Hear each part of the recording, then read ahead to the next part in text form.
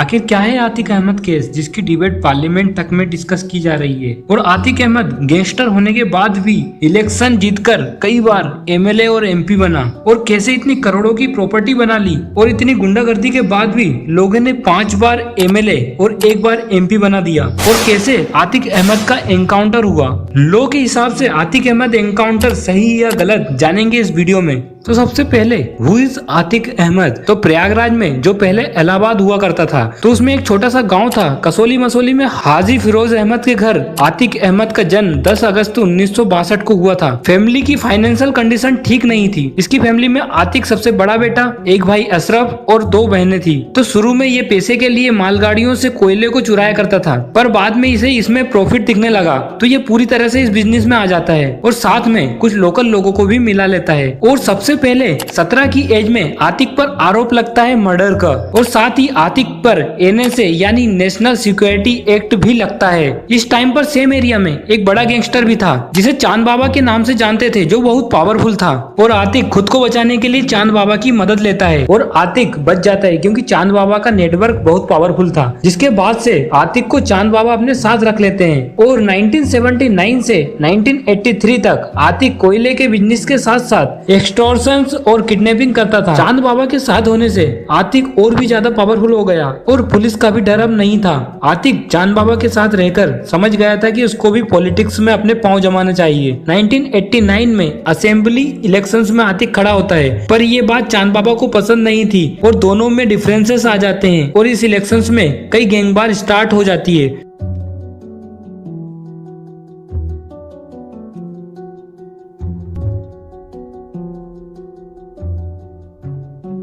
पर आतिक ये चुनाव जीत जाता है। फिर इलेक्शंस वाले दिन ही चांद बाबा का मर्डर हो जाता है। अब आतिक एमएलए के साथ ही चांद बाबा का पूरा 2 नंबर का बिजनेस भी अपने कब्जे में ले लेता है। 1989 से 2004 तक आतिक लगातार 5 बार एमएलए और 1 बार एमपी बना और आतिक ने करोड़ों का करप्शन किया और खूब पैसे जमा कर लिए और Atiq murder, booth capturing, extortion करने लगा था। 1995 में मायावती पर हमला कराया था जिसमें मायावती जी बच गए थे। ये खबर पूरे देश में नेशनल हेडलाइंस में रही थी। 2004 में समाजवादी पार्टी से आतिक को टिकट मिलती है और फूलपुर सीट से आतिक लोकसभा के लिए खड़ा होता है और आतिक जीत जाता है और फिर आतिक विधायक से सांसद बन जाता है। पर आतिक इंडियन कॉन्स्टिट्यूशन के हिसाब से एक साथ सांसद और विधायक नहीं रह सकता था, इसलिए विधायक की सीट खाली कर अपने भाई अशरफ को इलेक्शंस में खड़ा कर देता है और अक्टूबर 2004 में अशरफ के अगेंस्ट बीएसपी की तरफ से राजूपाल चुनाव लड़ता है और ये चुनाव 4000 वोट से राजूपाल जीत जाता है। आतिक इससे बहुत नाराज था। फिर आतिक ने 1 मंथ के बाद ही राजूपाल पर अटैक कर दिया, पर राजूपाल इस अटैक में बच गया। दिसंबर में फिर से राजूपाल पर अटैक होता है और फिर से राजूपाल बच जाता है। 16 जनवरी 2005 को राजूपाल की शादी पूजा पाल से होती है और शादी के 9 दिन बाद ही यानी 26 जनवरी 2005 को ही कुछ लोगों के साथ राजूपाल अपने गाँव जा रहे होते हैं रिपब्लिक डे के लिए, तभी उन पर अटैक होता है और राजूपाल पर टोटल 19 गोलियां लगती है और राजूपाल की डेथ हो जाती है। इस इंसिडेंट से बीएसपी और राजूपाल के सपोर्टर्स सड़कों पर आ जाते हैं और यह भयंकर रूप ले लेता है जिसमें कई पुलिस ऑफिसर्स को सस्पेंड कर दिया गया। राजूपाल की वाइफ पूजा पाल एफआईआर दर्ज कराती है जिसमें आतिक अहमद, अशरफ और 7 और लोगों के खिलाफ एफआईआर दर्ज होती है। अब राजूपाल नहीं थे तो सेम सीट पर बाई इलेक्शंस होने थे। बीएसपी की तरफ से राजूपाल की भाई पूजा पाल को टिकट मिलता है और आतिक अहमद का भाई अशरफ पूजा पाल के अगेंस्ट खड़ा होता है और अशरफ इलेक्शन जीत जाता है। अब आतिक एमपी, अशरफ एमएलए और यूपी में एसपी की गवर्नमेंट है, यानी आतिक अहमद और पावरफुल बन जाता है और आतिक खुद का सेपरेट कोर्ट सिस्टम चलाने लगा जिसमें खुद ही निर्णय लेने लगा।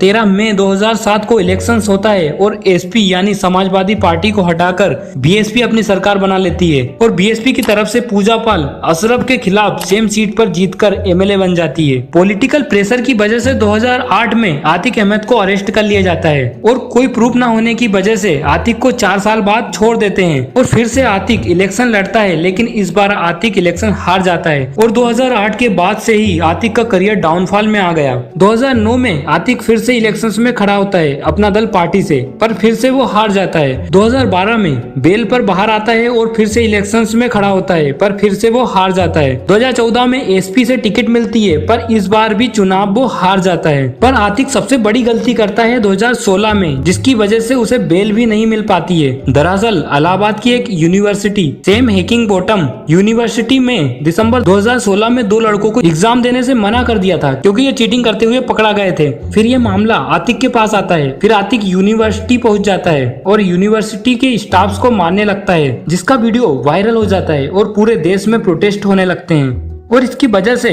फरवरी 2017 को फिर से आतिक को गिरफ्तार कर लिया गया, पर आतिक जेल से ही अपना काम कर रहा था। 2018 में एक बिजनेसमैन मोहित जायसवाल को लखनऊ से उठाकर देवरिया जेल में आतिक के पास ले जाया जाता है और वहां पर मोहित से जबरन साइन करवाकर 40 करोड़ की कंपनी आतिक ने अपनी फैमिली के नाम करवा ली और उसे मारा भी। अब ये सब जेल के अंदर हो रहा था और बिना पुलिस के हेल्प के ये सब पॉसिबल ही नहीं था। इससे ये साफ हो गया कि आतिक का नेटवर्क बहुत स्ट्रॉन्ग है। फिर सुप्रीम कोर्ट ने आतिक को 2019 में साबरमती जेल में शिफ्ट कर दिया। सीबीआई की जाँच भी पूरी हो गयी थी। राजू मर्डर केस में 5 लोगों के नाम सामने आए थे, आतिक अहमद और उसका भाई अशरफ और 3 और लोग। सीबीआई ने उमेश पाल को विटनेस लिस्ट से हटा दिया था क्योंकि उमेश पाल के कई बार बयान बदल चुके थे। 24 फरवरी 2023 को कोर्ट की हेयरिंग सुनने के बाद 7 लोग बुलेट और बम से उमेश पाल की हत्या कर देते हैं। उमेश पाल की वाइफ कंप्लेंट कराती है और साथ ही बताती है कि उनके परिवार वालों को भी धमकी मिल रही है। और इस इंसिडेंट के बाद से गवर्नमेंट पर प्रेशर बढ़ने लगता है और फिर इसके बाद से प्रॉब्लम बढ़ने लगी क्योंकि पार्लियामेंट में खड़े होकर सीएम योगी जी ने कह दिया था कि मिट्टी में मिला देंगे। क्या ये सच नहीं कि जिस अतीक अहमद के खिलाफ पीड़ित परिवारों ने मुकदमा दर्ज कराया उसके परिवार के खिलाफ, वह समाजवादी पार्टी के द्वारा पोषित माफिया है और उसकी कमर को तोड़ने का काम हमारी सरकार ने किया है। और फिर मैं कह रहा हूं इसे हम बार कह रहा हूं, इस माफिया को मिट्टी में मिला देंगे, सरकार देंगे। फिर पहला एनकाउंटर होता है 27 फरवरी को अरवाज का, जो उमेश पाल इंसिडेंट में ड्राइवर था। फिर 6 मार्च को उस्मान का एनकाउंटर होता है प्रयागराज में। रीजन पुलिस ने बताया कि ये भाग रहे थे और इनको गोली लग जाती है, लेकिन उस्मान की वाइफ का कहना था कि मंडे को पुलिस उस्मान को घर से ले गई और फेक एनकाउंटर कर दिया। 13 अप्रैल को असद अहमद जो अतीक का बेटा है और गुलाम का भी झांसी में एनकाउंटर हो जाता है। अतीक के 5 बेटे, बड़ा बेटा उमर लखनऊ के अली नैनी सेंट्रल जेल में, तीसरा बेटा असद जिसका एनकाउंटर हो गया है और 2 छोटे बेटे अजान और अवान जो क्लास 12 और 9th में हैं। यूपी पुलिस अरेस्ट कर प्रयागराज में जुवेनाइल हाउस में डाल देते हैं और अतीक की वाइफ जो अभी फरार है, अतीक की 11,000 करोड़ की प्रॉपर्टी को सीज कर दिया गया। अब कोर्ट्स के ऑर्डर के हिसाब से अतीक और अशरफ का रेगुलर बेस पर मेडिकल चेकअप होना था, तो 15 अप्रैल को अतीक और अशरफ को रात के समय केल्विन हॉस्पिटल में ले जाया जाता है। तभी 3 लोग फेक मीडिया रिपोर्टर्स बनकर आते हैं और अतीक और अशरफ को मार देते हैं। पर सवाल यही आता है कि ये लोग बहुत पुअर थे